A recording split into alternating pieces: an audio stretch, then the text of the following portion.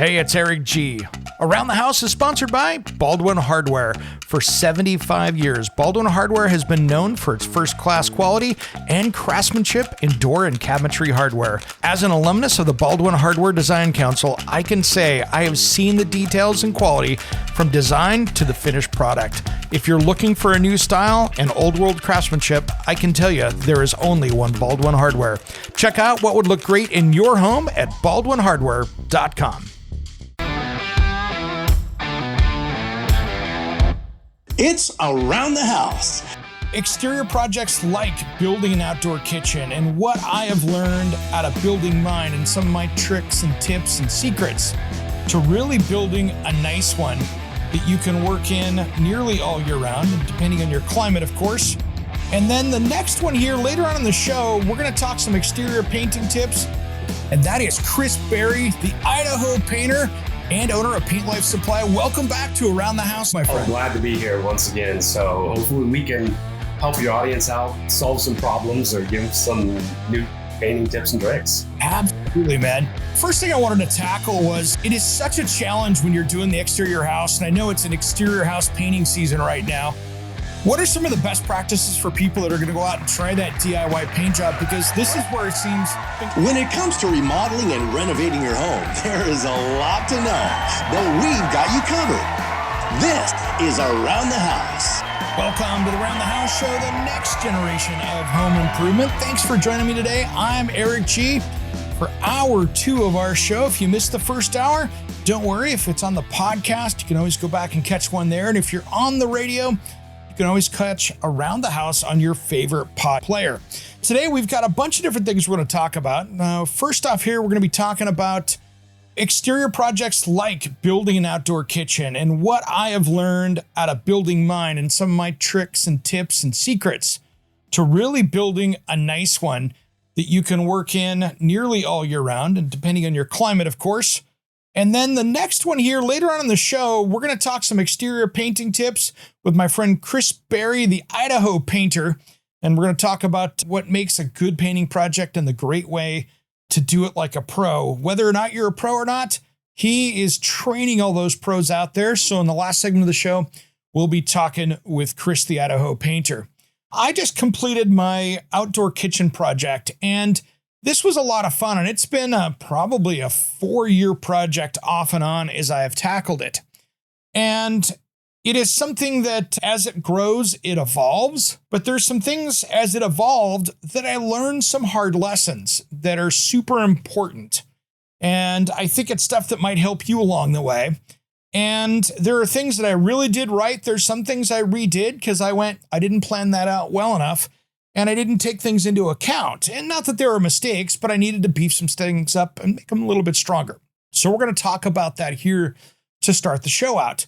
Now, one thing that I've learned when you're doing an outdoor kitchen is you need to really plan ahead. So first off, do you need natural gas for a grill? Do you need a place to run ventilation up if you're going to be putting a vent hood if it's covered? Many outdoor kitchens are, just to keep you smack dab right out of all of that, because it's nice to stay out of the weather.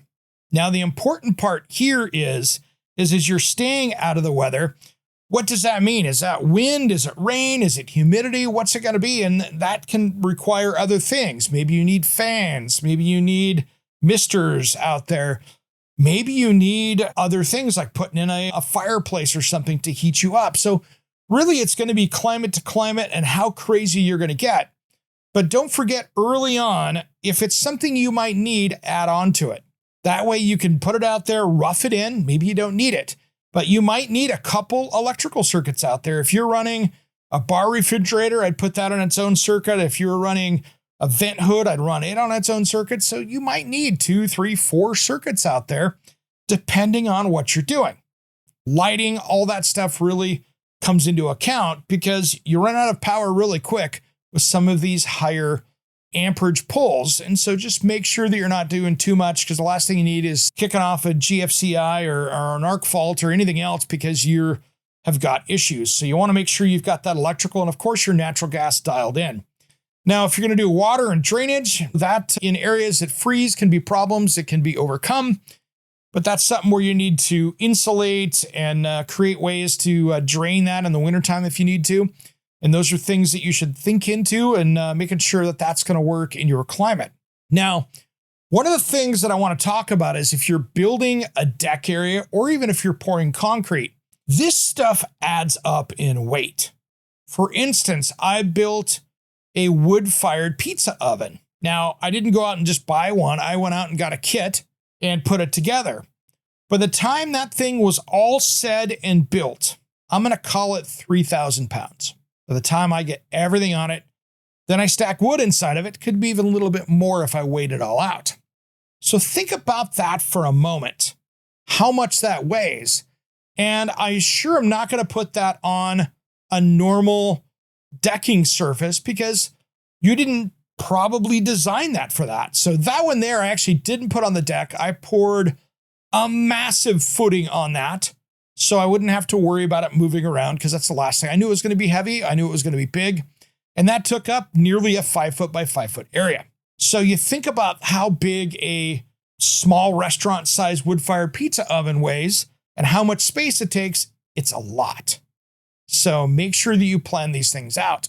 And then when you get into the decking part of it, I want to make sure that you have got that built up because whether or not you put that on a composite deck or not, that's one thing.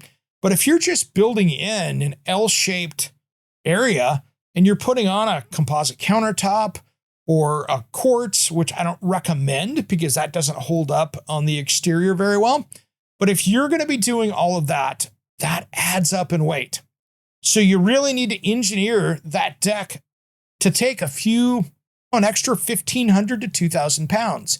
And you don't want it to move around.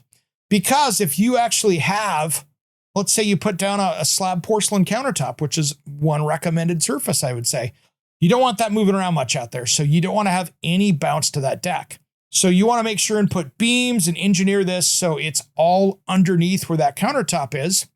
And then, of course, design it for the people that are going to be around it. If you've got an 8x8 island, you could have a fair amount of people sitting around there. So make sure you design that and make sure that you really plan for that so you don't have that thing bouncing around a little bit. And remember, the higher you get, the more you can get spring out of 4x4s, where you probably need to get to 6x6s.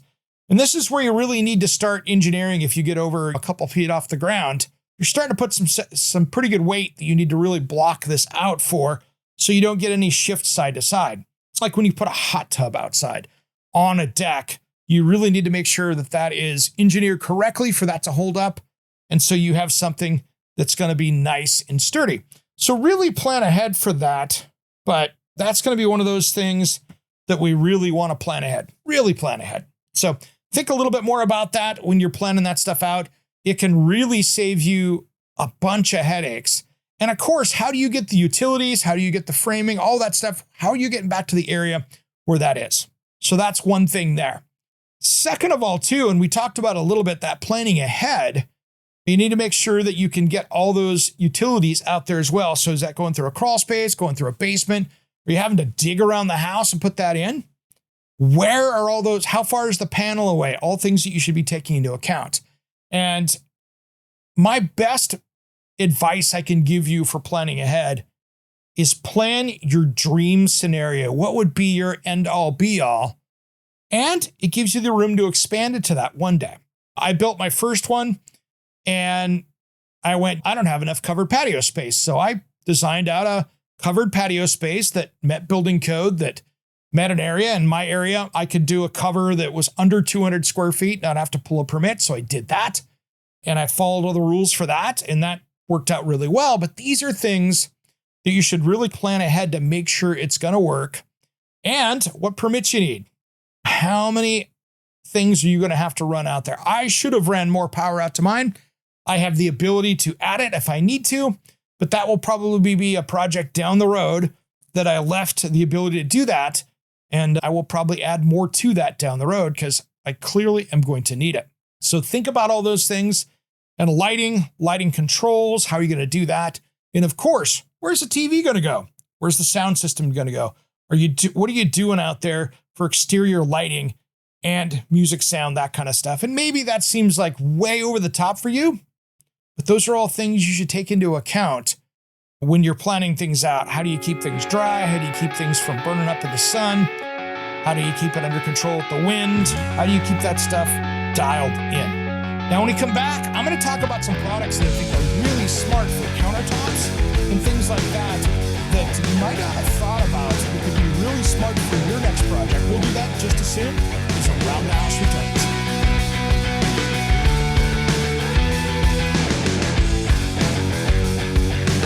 Hey, it's Eric G from Around the House. Are you tired of low quality water in your home? Do you have bad tasting water? How about chemicals, minerals, and hard water scale tearing up your bathrooms, appliances, and your water heater? I have a great solution for you. It's time you stop the damage and check out King Water Filtration. This water treatment system takes care of every drop of water that comes into your home. It uses no salt, no expense filters to change, and it's made right here in the USA. Plus, it prevents hard water scale. To find out more information, head to kingwaterfiltration.com, and if you use promo code ERIC-23, it will give you $1,000 off MSRP with a discount on a filter that will resolve those water quality issues. Don't miss out on this amazing sale on a product made right here in the USA at kingwaterfiltration.com. That's kingwaterfiltration.com. And don't forget promo code ERIC-23. Do you want to be an Around the House insider? For less than a cup of coffee a month, you can get exclusive extended episodes, early access to the weekend show, and exclusive access to me, Eric G, for project questions and comments. Click on the link on your podcast player in the show notes or head to aroundthehouseonline.com and look for the join here button. Plus, the exclusive episodes are nearly commercial free. I don't want you to miss out on any of the giveaways or special offers. Thanks for tuning in to Around the House.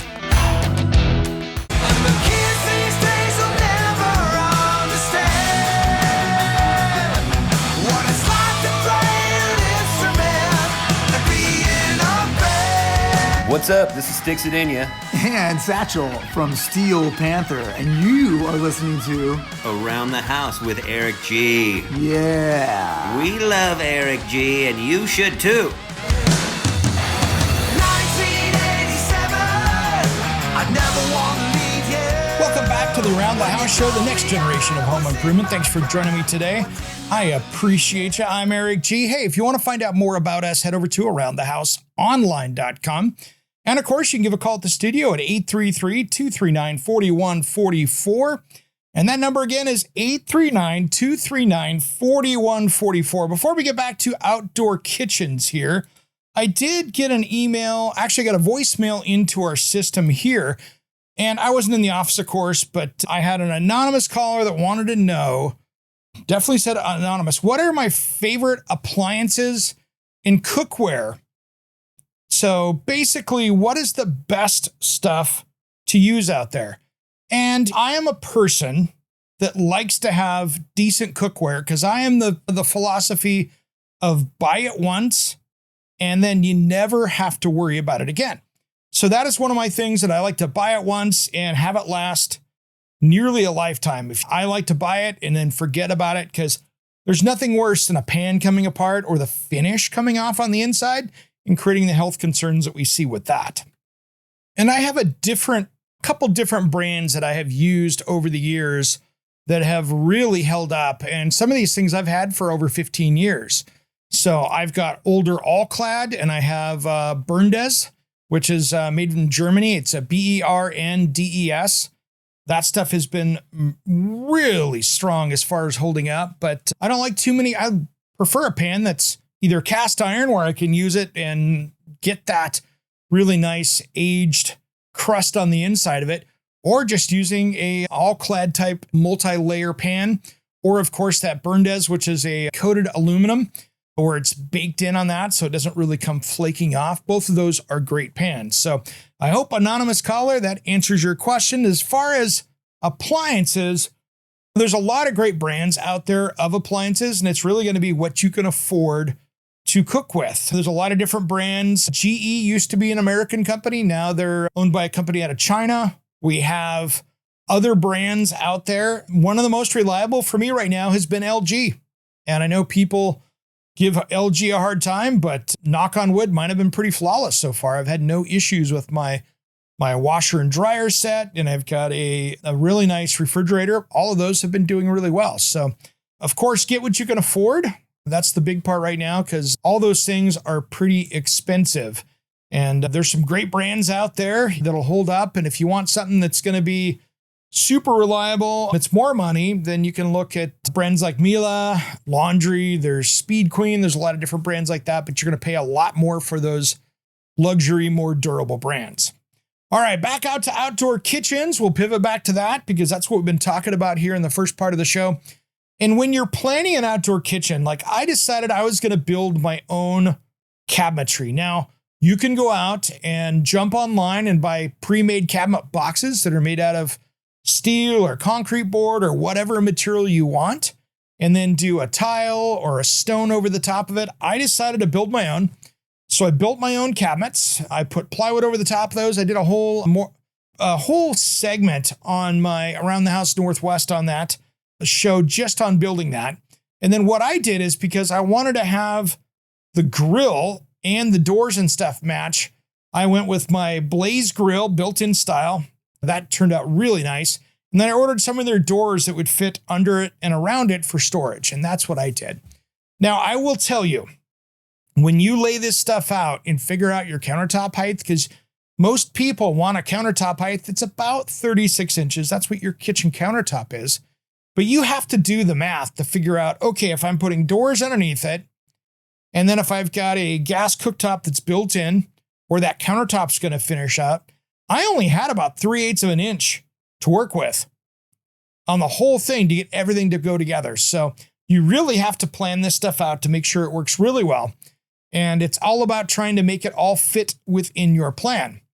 And then, of course, making sure that you've got it deep enough to fit that grill. Because sometimes, like in my application, I had a raised bar top behind the L-shaped kitchen.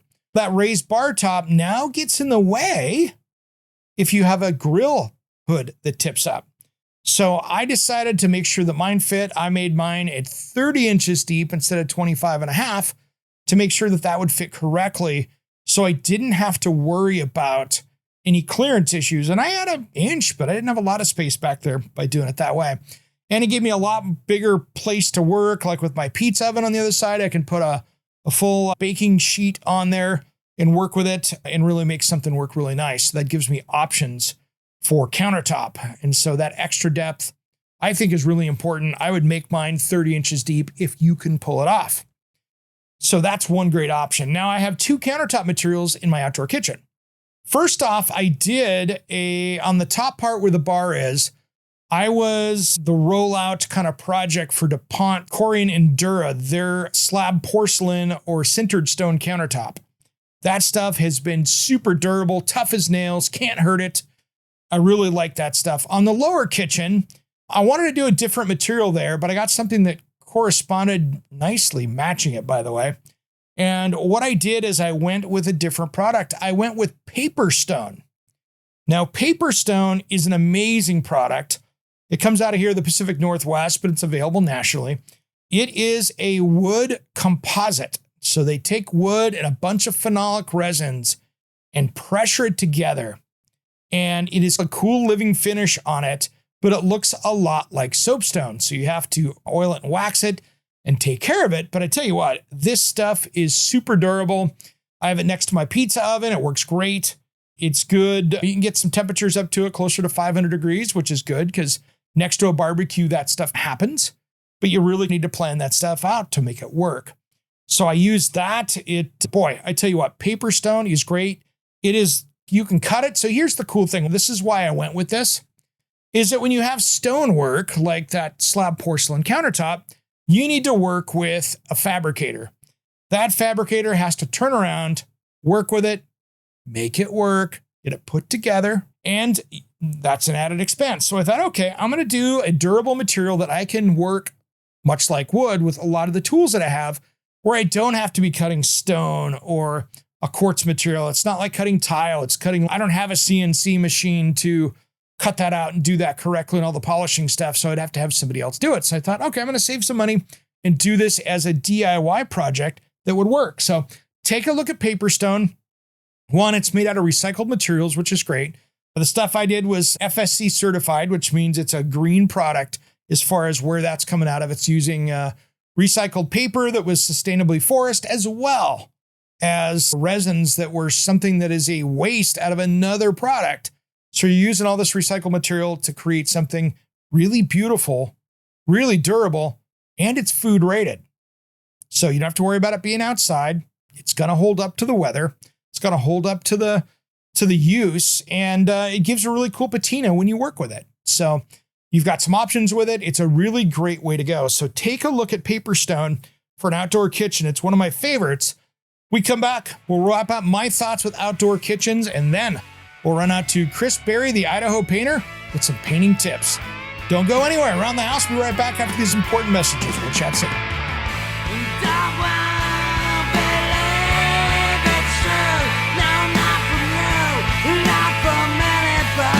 Hey, it's Eric G from Around the House. Are you tired of low-quality water in your home? Do you have bad tasting water? How about chemicals, minerals, and hard water scale tearing up your bathrooms, appliances, and your water heater? I have a great solution for you. It's time you stop the damage and check out King Water Filtration. This water treatment system takes care of every drop of water that comes into your home. It uses no salt, no expense filters to change, and it's made right here in the USA. Plus, it prevents hard water scale. To find out more information, head to kingwaterfiltration.com, and if you use promo code ERIC-23, it will give you $1,000 off MSRP with a discount on a filter that will resolve those water quality issues. Don't miss out on this amazing sale on a product made right here in the USA at kingwaterfiltration.com. That's kingwaterfiltration.com. And don't forget promo code ERIC-23.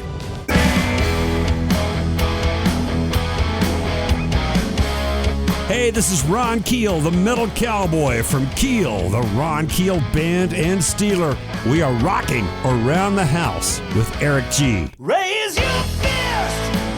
Welcome back to the Around the House show, the next generation of home improvement. Thanks for joining me today. We've been talking outdoor kitchens and outdoor projects like that, trying to get that designed out. What are the tips? What did I learn from doing mine? Now, if you want to find out more about us or see some of the videos that we did on this, head over to aroundthehouseonline.com and you can find out more information there. So we've been talking about this, and this is, kind of important if you're trying to plan out that outdoor living space. And just remember to create and to, not paint yourself in a corner with some of these projects. Now, here's the thing. As you're working on these kind of projects, you want to think about what are you going to build for the face of the cabinets. I thought about doing tile, but with our freeze and thaws and everything else we have around here, that could be a big issue. So I went out with a product that I've used in other projects called Evolve Stone. Now let's run out to my buddy Dom and we'll talk a little bit more about Evolve Stone, because this stuff is great for a DIY project, whether you're wrapping a fireplace or wrapping an outdoor kitchen. Today we've got Dom, my buddy from Evolve Stone. Welcome to Around the House, my friend. Perfect, Eric. Thanks for having me. Appreciate it. Thanks for coming on today, man. You guys have created such an amazing product that you can use inside and, of course, outside. It's on our TV set at the station, but I tell you what, talk about a product that's easy to use, but looks beautiful. Yeah, absolutely. So something that leads into the beauty of that product is we actually mold off of natural stone. Funny enough, we're working on a new style right now. So I get pallets of stone from the various quarries for the texture that we're trying to recreate. And yeah, when you mold off of natural stone and you've got like a 1-to-1 replication of that, it tends to look like the real thing. This product fools people all the time. It's actually a problem. People walk past the wall and not realize that that stone is not real, super lightweight, and went up with a finish nail. See, that's the thing that's cool about it. And when you and I were down in Florida doing that seminar that time, and you threw that piece to me in the seminar, which of course we'd set up, it just fools you how light it is compared to, you think it's a rock coming at you, but it weighs like a coaster. After doing, this is 3 years now worth of trade shows, the one thing I never get tired of is someone reaching down into a box, picking a stone up, expecting it to weigh what a stone weighs and almost mashing their teeth because they pick it up so quickly. They're like, oh my gosh. That's one thing I never get tired of. I also never get tired of someone that volunteering to come up to a wall and shoot some stones up. And then they're looking for the nails and they're like, I can't find them. I just shot them. I know where they should be. I can't see them. So those couple of things really bode well for a product that you get to show. Yeah, and this can be used, inside, outside, around fireplaces? You can use it just about any place, can't you? So originally, the material's been around for a long time. I've talked about that in the past, but as veneer, it's basically a stone siding. If you can think of wherever you can put siding, you can put the stone. So right here, I've got basically an exterior mock-up. I've got my substrate, which right here is 7/16 OSB. You're going to see that 90% of the time. I've got a house wrap type 2 weather resistant barrier. And then the most important part, I've got the rain screen. This is an 1/8 rain screen. It's dark. So it has between the stones, you have a nice reveal. And then, you're shooting it on exterior with a 16 gauge finish nail. For interior, it likes to go up over wood. That's what it's been designed for. We have a Class B fire rated product that you can put almost anywhere except inside the firebox and outside of basically what they call the non-combustible zone, the no-go zone. Yeah. So you respect that. But if I'm doing a fireplace, I cover the studs with some OSB or some scrap. And then I roll out some black oops paint from the big box store, some gray paint. And then I just shoot the nails up over that. And I just make sure to buy the fire rated version. That works well. Yeah, absolutely. Yeah. And you guys you have snuck your product into so many major retailers out there as well, just because it's so easy to put up. Yeah. So the cool part is, a box has a little over 14 square feet in it. I can ship a box easily. But now that distribution is starting to gear up and rock and roll, I got truckloads of this stuff. We started in basically the mid-Atlantic and the Northeast and the southeastern states. And now we're making our way west. I'm going to be in Dallas at the Build Expo next week. That's April 12th and 13th. And then I'm going to be in Anaheim at the end of May at the PCDC. Yep. And a lot of those people haven't seen it yet per se and everything like that. So we're expanding west. And the chances are whoever's selling your siding, call them up, say, hey, I want Evolve Stone. How do you figure out how to get it to me? I need a quote. And they should be able to help. Nice. And it's cut so easy too. Basically, you're working with it like wood, correct? Yeah. So it does. It cuts like almost balsa wood. If you can imagine, on average, the stone, let's call it 5/8 of an inch thick. If you can imagine just flat stock balsa at 5/8 of an inch thick, that's what you're using. I use a miter saw, but guys are out there. The siding guy loves his 4-inch angle grinder and he can cut it with that. I love the miter saw because it gets me a true square cut every time. And I'm usually only cutting square cuts if I did my layout well. But you can use the table saw. A lot of guys just use the table saw with the miter, with the sliding miter block. Yeah. And then they can make their cuts however they want. If they got to do a tapered cut, they can do that. If you're cutting pieces into a gable end and you got a pitch, you can set up a quick little jig with 2 pieces of plywood and just run your cuts through that. The other thing, what's become really popular and what people are going bananas for is you can take it, just a flat piece of stone, and you can miter it, take 2 bevel cuts out at 245s, and then put a little bit of adhesive in the back of that cut. And now you've got a perfect 90-degree mitered stone, which you can't do. You could do, but it'd take you all the crazy tools and everything that you need and all the scrap you're going to have and mistakes. Just give this a shot. You can't do it with any other kind of stone product. And what I love about it too is that really you can work with this stuff and have little waste, because when you're cutting a piece, you can just use that piece someplace else. Yes, you can. And the way that it works out in the field, I spend a little bit more time, I'm probably like you, I do a little bit of thinking and layout because I'm lazy. I don't want to make a bunch of cuts. Right. So I always utilize trim. And if I have to rip down one piece of trim, ripping down one piece of trim is so much faster than cutting down 50 stones towards the end of a wall or where you butt another wall.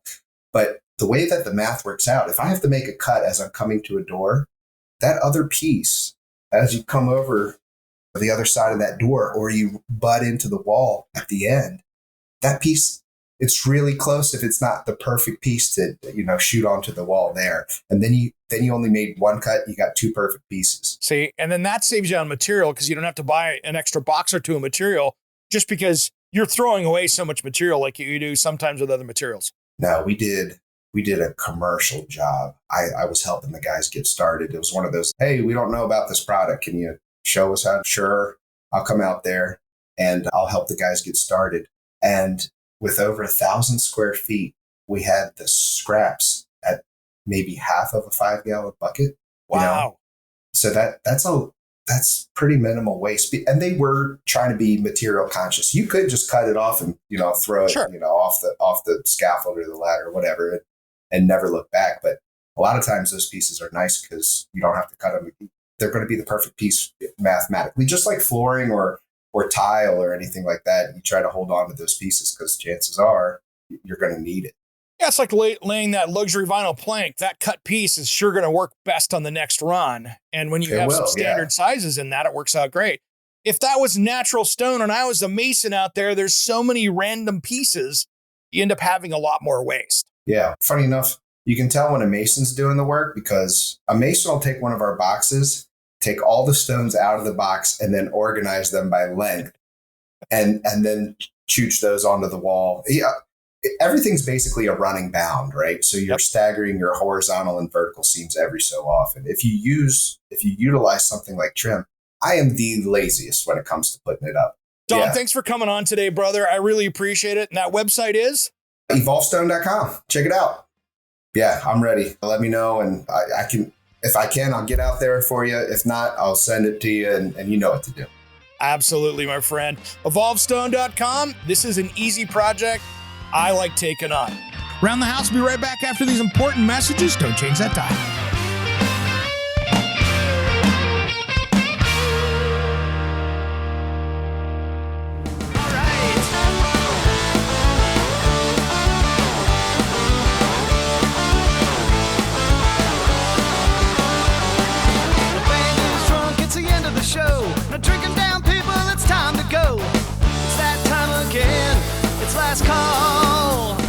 Welcome back to the Around the House Show, the next generation of home improvement. Thanks for joining me today. I'm Eric G. If you're catching us on the national radio show, I do appreciate you. And we do have our Around the House Insider exclusive content. So if you're a podcast listener or you're someone in the radio, you can head over to aroundthehouseonline.com. We have extended podcasts over there where we go into things a little bit deeper than the radio show here or this typical standard podcast. And if you want to hear the show a couple days early, you'll catch it over there on Thursday in its form instead of on Saturday.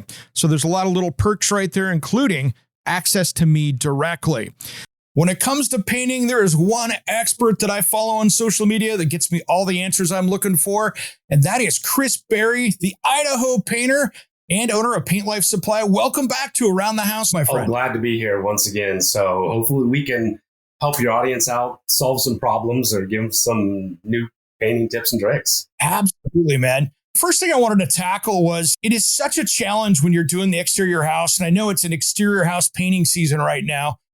What are some of the best practices for people that are going to go out and try that DIY paint job? Because this is where it seems things go off the rails. I think it all starts with the prep work, and your paint job is only going to be as good as the prep work done. And that's the part that you don't see, but you do see it in some respect when it comes to caulking and stuff like that. But the prep work is vital, and it's very important, especially the caulking and sealing process. And I think that's probably, like when I see homeowners do it, tackle an exterior paint job themselves, a lot of it is they just don't even know what to caulk or seal on a house. And usually almost nothing gets caulked on it. And we actually, as professional painters, we caulk quite a bit on a house. And I would say probably the average house, 3,500 square feet, we're going to use probably a case of caulking on the average home. And that's going to be a home that's, first time repaint. If we've painted it, previously, and now I'm getting another repaint, there's not going to be very much caulking because we do a lot of caulking initially. But when the house is built originally, the siders don't do very much caulking, and then the painters almost do zero caulking. So that's something you don't want to like miss or skip. And I think it's important too, because one, it helps protect it, but it also makes for a better looking paint job in the end, right? It does. So there's two things about caulking, and I like to, when I hire a new guy, walk them through the process. And there's what we call functional caulking, and then there's aesthetic caulking. And functional caulking serves a purpose, like a window that doesn't have an overhang on it. Your driving rain could be hitting the side of the house. It could be running down the house. If the window isn't flashed properly, we see it all the time. The windows leak. And so the top of the window trim, we caulk that and come down the sides and caulk that. And that's what I would call functional caulking. Even a nail head, when a nail head penetrates the siding on a composite sided house, it penetrates. It creates a little divot in there, and water moisture can get behind that. It will get behind it. It'll cause the siding to start to swell, the nail to rust. So we caulk all the nail heads on a house. So that's what I call functional caulking. Now, aesthetic caulking is just what makes your house have that final polished look and finished look. And I would say the majority of the caulking we do is aesthetic caulking. So the house just looks awesome when it's painted. Yeah, so you're talking about right where maybe the soffit meets the siding and those kind of things. There's little chance of that getting water up in there unless something's getting crazy with a pressure washer or a hose. But that's where it really gives you those clean lines, right? Yeah, it just siding, when you put a piece of trim on top of the siding, you got a lot of holes on the side of it. And by filling all that up, aesthetically, it just looks a lot nicer. Now that could, what we do 100% caulk a house, we caulk all around all the door jambs, around all the window trim, all the inside corners, outside corner boards. If you caulk all of it, you are in essence keeping wind out, you're keeping moisture out, and so it can be aesthetic and it can be functional at the same time. Aesthetic caulking, like caulking the sides of the windows, if you have cutter bees, a lot of cutter bees getting in there and making that could actually aesthetically look nice, but it actually could serve a function of keeping bugs off your house. The more caulking you do, the less likely you're going to harbor bugs, the less likely you're going to have air, moisture getting in your house, getting behind the siding and doing damage to the siding. Makes sense. Now, primer is a place that I think there's a lot of mistakes that happen out there. What's your take on primers out there before you paint? There are a lot of paints say they're paint primer in one. If there's something that needs a primer, we want to prime. Now, one of the misleading things, I actually worked at a big box do-it-yourself store before I actually even became a painter. And one of the things they taught us was to upsell the customer and always sell them a primer before they do their painting. And they're selling you a primer possibly when you don't even need a primer, because that's their job, is to upsell you and sell you products. Now, typically a homeowner, they have their house, they're going to get ready to paint it. It's been painted before, more than likely. If it hasn't been painted, all composite siding typically comes pre-primed. Hardy plank comes pre-primed. Metal siding is typically pre-painted. So if it's in good sound condition, the substrate doesn't have any problems with it, it doesn't need to be primed. So typically the average repaint we're approaching the house, it's been painted probably once or twice before. If it's in good sound condition, if you use a high quality paint, you do not need to prime the house. Now, there are going to be places in situations where we're going to use a primer. And so if we got anything blistering on the siding, if you got blistering on the composite siding, that's opening up the siding itself, exposing what we call this glorified cardboard to weather damage and water. And we're going to want to prime that. If your house is wood and you got peeling paint and exposed wood, you're going to want to prime that. So we do spot priming, but we typically don't prime the whole house. There are scenarios when we would prime the whole house. And that's if you have a condition called wax bleed, or if you're doing say a yellow house. Yellow is really, really difficult to cover with, and priming the house so you get better paint coverage is probably a good option. Nice. And then what do you recommend for paint? Because it's so confusing. Someone walks into a big box store, even a paint store, and they see this maybe 30-gallon paint. Of course, then you've got the $100 stuff. Yeah. What do you recommend for paint grades? Because it gets really confusing for homeowners. It does, because you walk into a big box stores and there's just aisles of paint, and it can get overwhelming. Just paintbrushes. There's a bazillion paintbrushes out there. And when it comes to paint, you really do get what you pay for. And I'll say my entire career painting, over 25 years, we've always only used the lifetime warranty coating. So whatever manufacturer we choose, and I would say every manufacturer out there has a high-end paint and a low-end paint and everything in between.